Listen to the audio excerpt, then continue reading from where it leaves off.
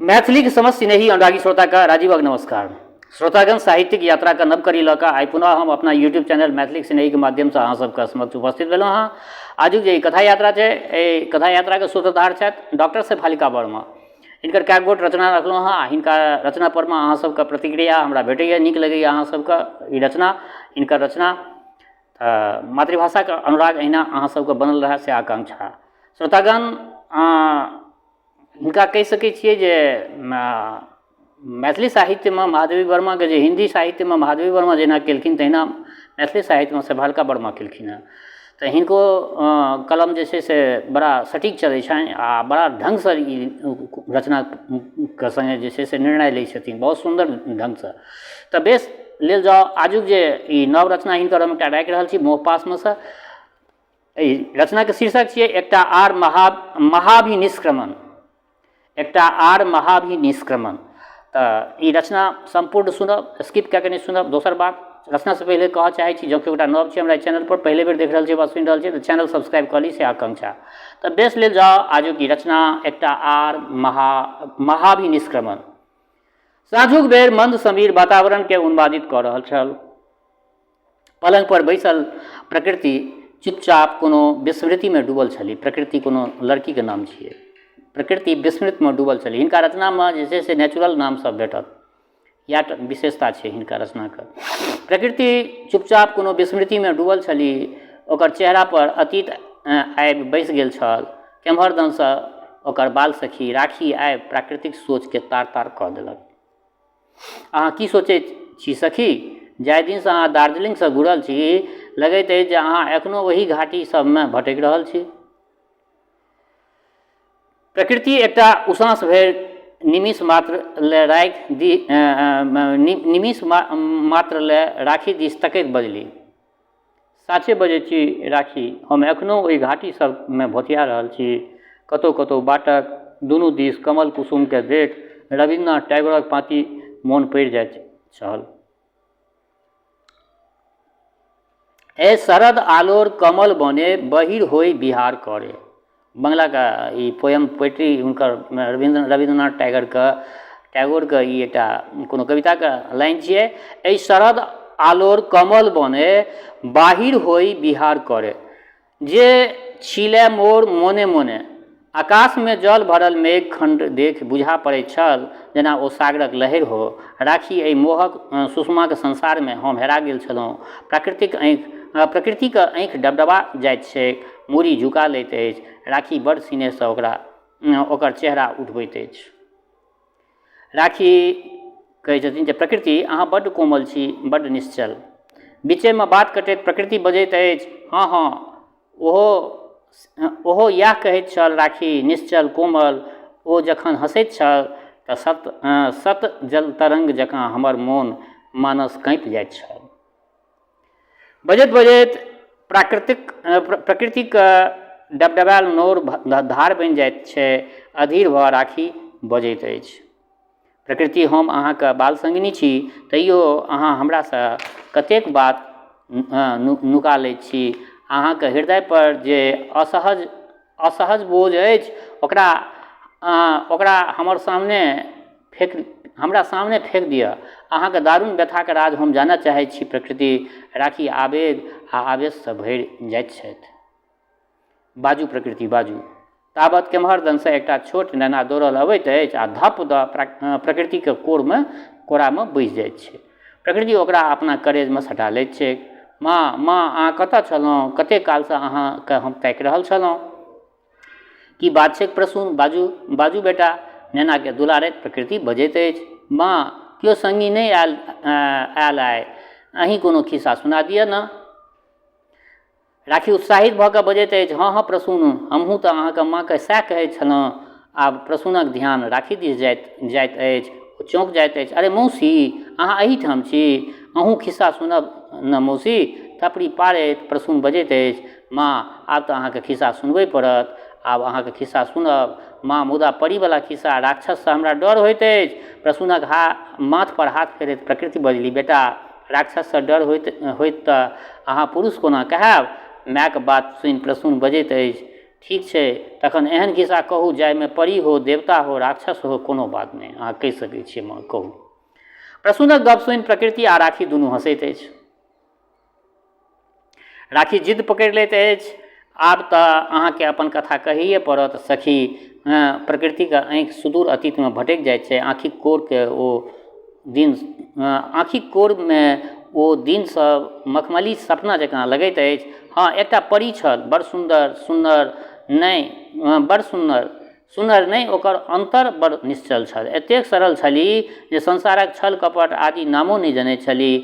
परीके हरदम लगै जे ओ कोनो आन लोकक प्राणी अछि, जे भुतियाल भटकल कोनो श्रापवश एहि धरती पर आबि गेल हो।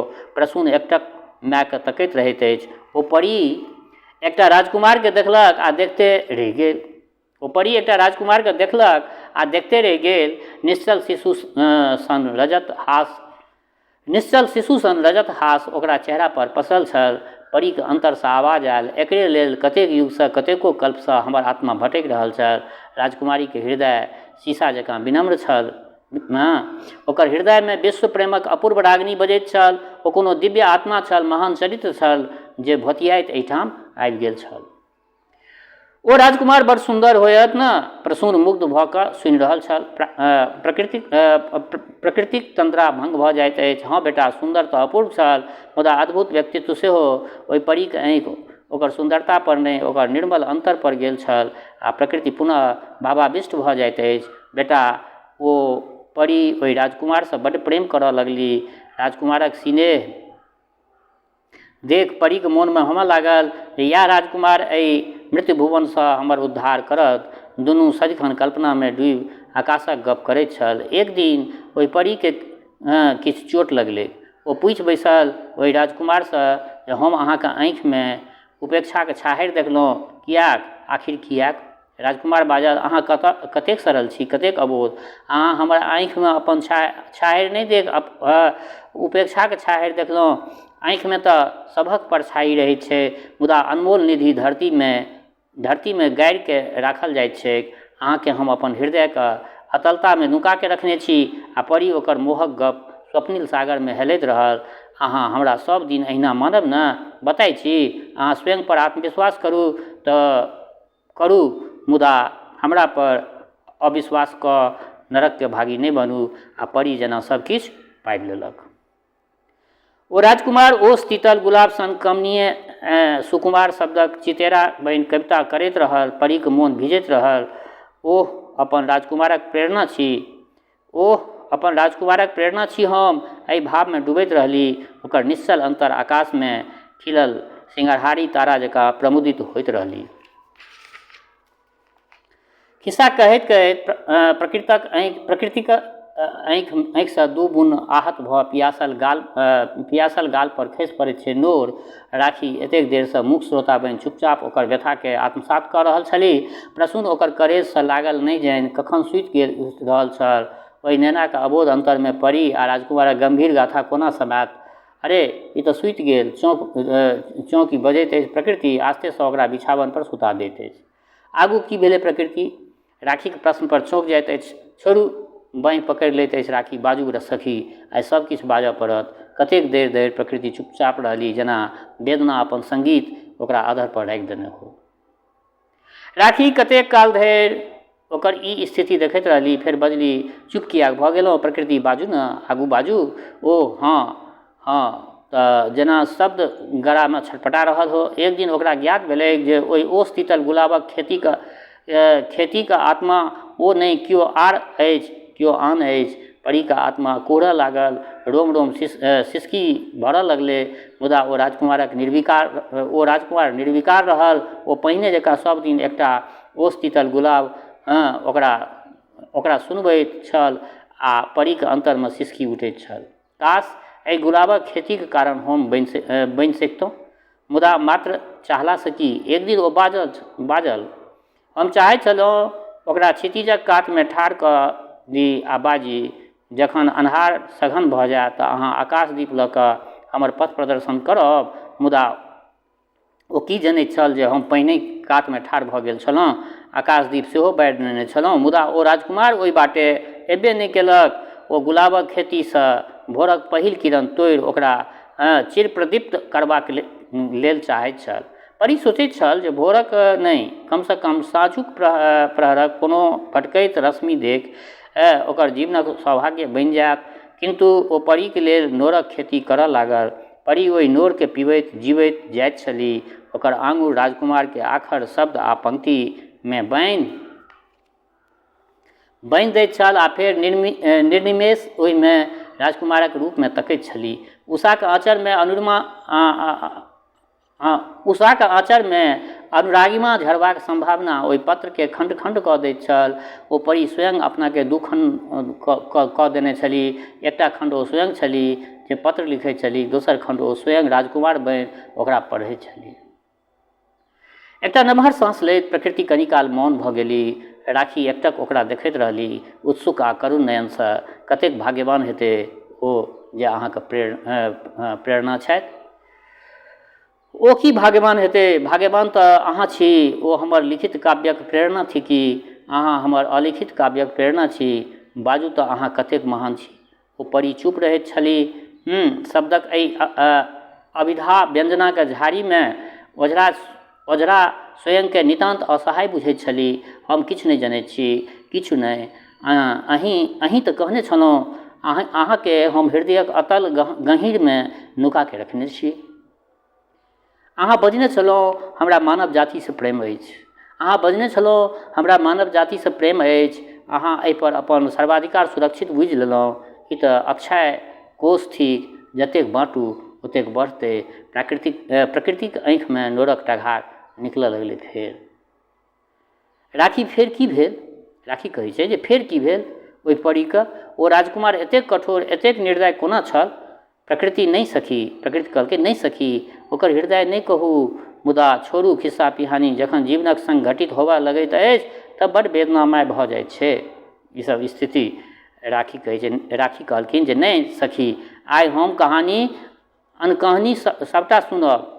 आइ हम कहानी अनकहानी जे भी अहाँ सुनायब सबटा सुनब। ओ राजकुमार एतेक निर्मम किएक छल? नहि सखी, राजकुमार परीके आत्मघुटन, एकांतिक प्रेरक विषयमे कल्पनो नहि कऽ सकैत छल। प्रकृति ओकरा बेर बेर निर्मम नहि बाजू। हमहूँ एक बेर ओकरा निर्मम कहलहुँ तऽ जनैत छी ओ हमरा की कहलक? राखीके आँखिमे हजारों प्रश्न हेलऽ लगलै। आ प्रकृति अपन तरंगमे बजली, नारियर ऊपरसँ कतेक कठोर होइ छै, भीतरमे कतेक कोमल, कतेक सरस। हाँ बुझि गेलहुँ। किन्तु कहियो कहियो ओकर गप नेना जकाँ होइत छल।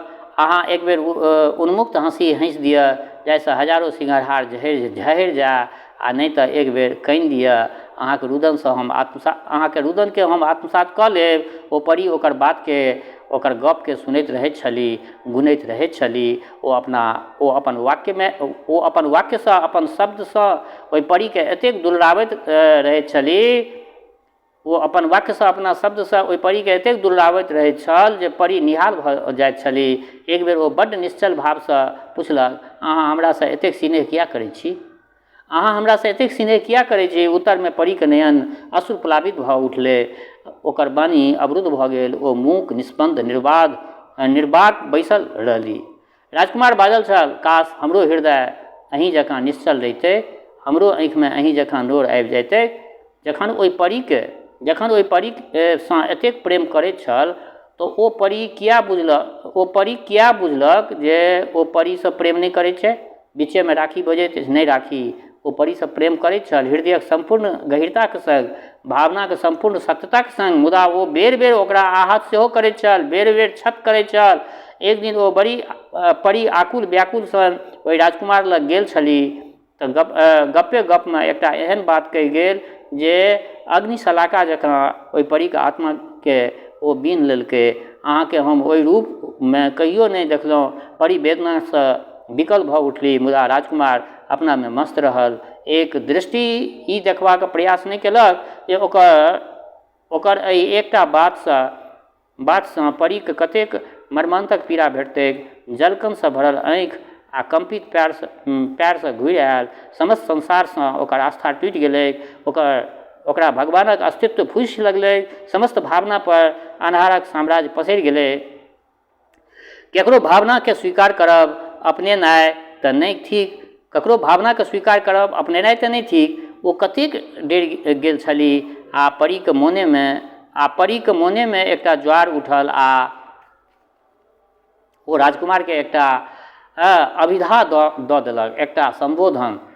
राखी एकटा निशांस भरैत बजली, मुदा एहिसँ की फरक पड़ल? तखन प्रकृति कहै छथिन जे ई अहाँ नहि बुझि सकबै राखी।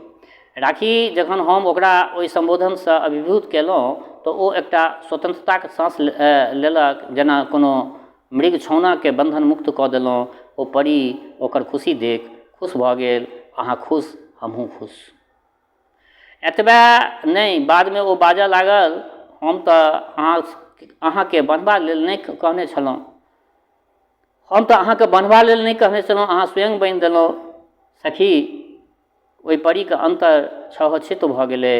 कतेक पैघ प्रवंचना ओकरा ठकि गेल। ओ तऽ अषाढ़क एक दिनक मल्लिका बनि जीवनक सब सुख आत्मसात कऽ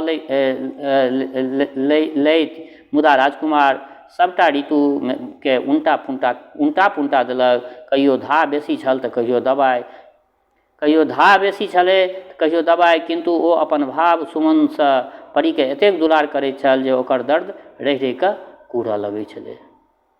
बहिन, राखीके खोजपूर्ण दृष्टि प्रकृतिक चेहरा पर पड़लै। की संबोधन देला मात्रसँ अहाँके प्रेम बदलि गेल? प्रकृति, इएह तऽ दुखान्त छै। जँ शब्द मात्रसँ भाव बदलि जेतैक, प्रेम अपन रूप स्वरूप पाबि लितैक, तऽ संसारक सबसँ सुखी प्राणी ओ परी रहितैक। मुदा ओ भीतर भीतर तीतल जारनि सन पजरैत रहल, घुटैत रहल। मुदा एतबे नहि, जखन कोनो शारीरिक व्याधि ओकरा घेर लैत छल तऽ बेर बेर आइ कोना छी, केहन छी, आ हम सोचऽ लगैत छलहुँ देह कष्ट लेल एतेक चिंता, एतेक आकुलता। मुदा एकर भीतरमे जे एकटा कामना, घुटन एवं कुंठासँ मुक्त होयबाक लेल छटपट करैत छल, व्यथा विगलित छल, एकर चिंता ओकरा नहि छल। नहि होबो किया करतैक? ओकर अपन मोन छलै, अपन हृदय छल, अपन भावना। मनुख अपना मोनके तऽ बुझिए नहि सकैत अछि। आनक मोन कोन कथा, प्रकृतिक आँखि स्वप्न बनि जाइत अछि, अधर ओकर भाषा। प्रकृति ओहि कोठरीके देखैत छी, प्रकृति कहै छै जे ओहि कोठरीके देखैत छी राखी, ओहिमे आबि कऽ ओ बैसैत छल, अपन प्रेमक भाषसँ कतेक हमरा दुलराबैत छल। ओ चलि जाइत छल तऽ ओकर नामके परी निःशब्द बजैत छली। मोन नहि भरैत छल तऽ जोरसँ स्वरित बजैत छली ओ नाम। सखी, ओहि कोठरीमे टाँगल नहि, वरन कोनमे प्रसृत भऽ गेलै। ओ विलय नहि भेल, मुदा ओकर अनुगुंज घुरि घुरि कऽ ओहि परीके दुलरा जाइत छलै। ओकर नामक ध्वनि एतेक मीठ लगैक जे बेर बेर अपन अधर पर ओकर नाम आनि एकटा स्पर्शजन्य सुखक अनुभूति ओकरा होइत छलै। जहिना अगरबत्तीसँ समस्त घर सुभाषित भऽ जाइत अछि, ओहिना ओकरा नामसँ कोठरी सुगंधमय भऽ जाइत छलै। ओहि नामक सहारे ओकर अशरीरी उपस्थितिक आह्वानसँ अपन घरके मंदिर बना लेलहुँ। राखी बेचैन भऽ जाइत अछि। ओ की राजकुमार किछु नहि बुझैत छल ओहि परीके एकांतिक प्रेमक विषयमे?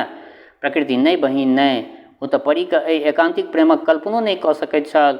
ओ तऽ संबोधनके संबंध बुझि लेने छल। राखी एकटा बात पूछी सखी, आत्माके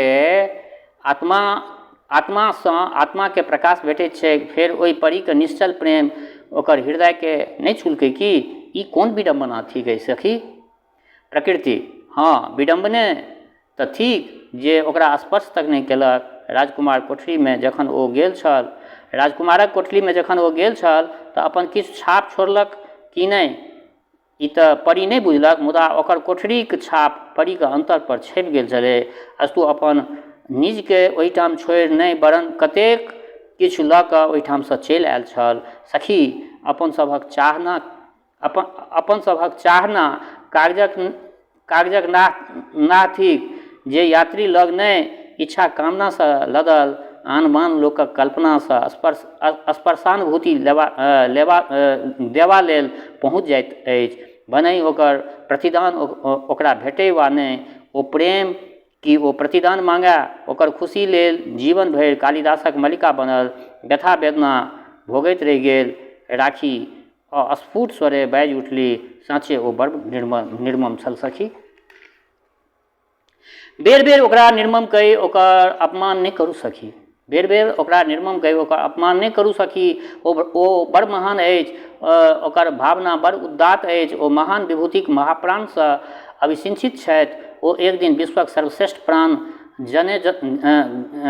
जनक हृदय गगनक प्रदीप्त आलोक राशि बनता। राखी दुखी स्वरे बजली, छोड़ू, जखन ओ अहाँके प्रेम भरल हृदयके आलोकित नहि कऽ सकला तखन जनक हुनक प्रेममे एतेक सामर्थ्य नहि छल। हम ई सब बड़का बात नहि बुझैत छी, हमर बुद्धि क्षुद्र अछि, मुदा एतबा अवश्य कहब। बीचमे बात कटैत प्रकृति बजली, चुप चुप बहिन, ओ हमरा अगिला जन्म लेल वचन देने छथि। अगिला जन्ममे हम हुनक प्रेरणा, सहचरी, प्रेमिका सब किछु बनब। प्रकृतिक आँखिमे कतेको स्वप्न सम्मोहन नहि उठैत अछि। हा हा हा।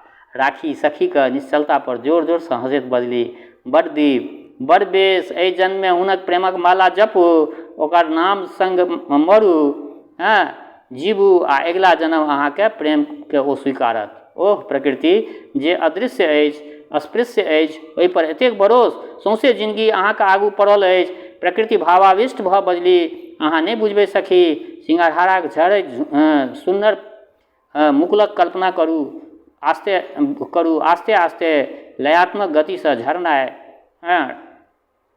ठाढ़िसँ बिलग हेबाक कल्पने ओकरामे वेदनाके गान भरि दैत छैक। अपन विनष्टियोके समष्टि सुखक अनुभूति ई समर्पण कतेक दुर्भेद्य अछि, कतेक अगम अथाह, बस ओकरा निहारैत रही, एहिसँ हमरा मुक्ति भेट जायत। अहाँ बताइ भऽ गेल छी, बीचमे बात कटैत राखी बजली, भरि जिंदगी की एही वेदनामे बिता देबै अहाँ? मुदा प्रकृति अपन सोहमे बजैत रहली, जनैत छी, काल्हि हम एकटा सपना देखलहुँ, लाल लाल नुआमे हम अपना आपके दर्पणमे देखैत छी। हमर ठोरसँ रितेश निकलि गेल, ओहि ध्वनिसँ हमर सर्वांग रितेशमय भऽ उठल। हम विक्षिप्त जकाँ सिहरि उठलहुँ, धीर गम्भीर पैरसँ चलि गेलहुँ रितेशक घर। रितेश हमरा अपना बाँहिमे भरि पाँच पकड़ि प्रेमक अनमोल वरदान दऽ दैत अछि। हम कतेक काल धरि बेसुध रहलहुँ। आह सखी, ओ क्षण सपने रहि गेल। हम आइ धरि रितेशके चिन्ह नहि सकलहुँ। हम अपन हृदय पुस्तक जकाँ खोलि ओकरा समक्ष राखि दैत छी, मुदा ओकरा हृदयमे कतेक तह भरल अछि, तह पर तह। हमर सपना सुनि ओ बाजल छल, ई नेनमति नीक नहि सरिपौं, हम तऽ सब दिन नेनमतिये रहलहुँ, एहि नेनमतियेमे तऽ अपन मोनके हेरा बैसलहुँ। कहियो काल ई इच्छा जरूर करोट लैत अछि, काश एक बेर हमर प्रेमक किछु तऽ चन्हासी हमरा भेट जैतै। प्रकृति अनवरत बजैत रहली, हमर जीवन पथक परम पाथे भेट गेल। हमर प्रसून, हमर बेटा रितेश विवाह केलक रैनासँ, अति सुन्दरी नंदन बनक कलिका, जकर रूप राशि पर कतेको रति लजा जाइत छल। रितेशक पसीन देख हमर आत्मा संतुष्ट भऽ गेल छल। हमर मोनमे कनिको डाह वा ईर्ष्या नहि भेल। रितेशक खुशी हमर खुशी छल, ओकर सुखी संसार देखि हम तऽ दूरेसँ खुश रहैत छलहुँ। ई साँच अछि, हम रितेशके आइ धरि नहि चिन्ह सकलहुँ। कोनो चीजके जनबा लेल पढ़ब लिखब बुद्धि ज्ञान सभक सहारे जानि सकैत छी, मुदा कोनो चीजके चिन्हबा लेल ई सब वस्तुक आवश्यकता नहि रहैत छैक। हम एहिठाम फेर धोखे खा गेलहुँ। जिनका चिन्हबाक दावा छल, जिनका हम चिन्ह कऽ अपनेलहुँ, ओ एक दिन मात्र चिन्हारे बनि रहि गेला। मुट्ठीसँ बालू जकाँ समय ससरि गेल। रितेशक संग बितायल क्षण लगैत अछि जेना हमर मॉर्निंग वॉकमे रहि गेल। बाटमे कतहु भेँट भऽ गेल छल, किछु स्थूल, किछु सूक्ष्म, किछु भाव, किछु अनुभवक आदान प्रदान भेल। फेर ओ अपन बाट, हम अपन बाट। दिनक चिड़ै उड़ैत गेल। प्रत्येक व्यक्तिक हृदयमे बुद्धिक आकुलता रहैत छै, मुदा दिशा नहि भेटलासँ ओ बुद्धू नहि भऽ सकैत अछि। एक दिन रैना प्रसूनके कोरमे नेने हफसैत भयभीत हिरनी जकाँ हमरा लग पहुँचली। दीदी, हम चौंक उठलहुँ। रैना, अहाँके ई हाल? आ रितेश? ओ चलि गेला दीदी। एकटा सपना देखने छलहुँ, ओ रितेशके सुना देने छलहुँ आ घटित कऽ देलक रैनाक संग। ओहि सपनाके स्यात इएह महत्व छल। गहींरमे किछु या असंभावित घटित हेबाक संभावना। दीदी, रैनाक कातर स्वर छलै। दीदी, रैनाक कातर स्वरमे रैना कहलकै। जन जनक दुखक स्वर हुनक कानमे गूँजि रहल छल। समस्त मानवता केर व्यथा कथाक उपकृति ओ बनि गेल। हुनक पैर पर खसि पड़ल छलहुँ। हमर की होयत? ओ बजला। यशोधरा कहियो बाधा नहि रहली। हाँ, एतय अवश्य बजला। ओ जे सामने कुटिया देखैत छी, हमर जीवन तटी वएह थिक। कहियो हम हेलि ओकरा लग जाइत छलहुँ, कहियो अंतरीप जकाँ हमरा लग आबि जाइत छली। जीवन पर्यन्त ओ सभक दुख ओढ़ैत रहली। ओकर दुख केओ नहि बुझि सकलै। प्रेमक ओहि अखंड साधिका लग कहाँ अहाँ जाउ आ राखी। हमर समस्त तपस्या जेना फल पाबि गेल, मुदा तुरन्ते मानसिक मूर्छासँ आत्मविस्मृत हम सजग भऽ उठलहुँ। रैनाक चिरकोमल निशक्त शरीर, आँखिक विह्वलता, निशब्द निर्वाक, कतेको प्रश्न चिन्ह नेने कोनो प्रताड़ित शिशु जकाँ ओकर मुख मुद्रा शांत, विवश, चुप चुप। करेजमे हुक उठल। आखिर रितेश रैनाके मृत्यक उपनगरमे धकेल किया देलकै? हम दुनू हाथ आगू पसारि देलहुँ। रैना ओहि निश्चल राहुलके हमरा हाथमे दऽ देली आ अचेत भऽ खसि पड़ली। मूल ज्योति एहि प्रसूनमे दऽ गेली। जाइत जाइत ओ एहि एकांकी शून्य जीवनके कोनो सुस्मित युगक उत्तरदायित्व सौंप गेली। हम आइ धरि ओहि बुद्धके घुरबाक बाट जोहि रहल छी। ओकर थातीके करेजमे सँ लगौने हम ओकरा ताकि रहल छियै, परञ्च आइ धरि भेटल नहि। तऽ बेस श्रोतागण, आइ हिनकर ई एकटा रचना रखलहुँ हँ। केहन लागल ई रचना? गम्भीर रचना छलै, कनि पूरा बढ़िआँसँ सुनबै। हिनकर रचना बड़ा गम्भीर रचना सब रहै छै। रचनाके गम्भीरतासँ सुनबै, स्किप कऽ पलखैतमे सुनब। हमर ई कहब ई अछि जे भी रचना हम रखै छी, एकरा हड़बड़ीमे सुनबै तऽ तखन नहि बुझबै। एकरा पलखैतमे समय निकालि कऽ सुतै बेरमे, रातिके जे अगर सुनबै तऽ बढ़िआँ लागत। पूरा सुनबै। पूरा सुनलाके बाद अपना कमेंटसँ जरूर हमरा अवगत करायब। दोसर बात, हमर श्रोता चाहे गाँवमे रहै छी वा प्रदेशमे, देशमे रहै छी वा विदेशमे, जतऽ कतहु रहै छी, स्वस्थ रहू, निरोग रहू, अपना आचरणके पवित्र बनेने राखू। माता जनक नंदिनी जगदम्बा माँ वैदेहीके कृपा सदिखन अहाँ सब पर बरसैत रहए। शुभकामनाक संग जय मिथिला, जय मैथिली।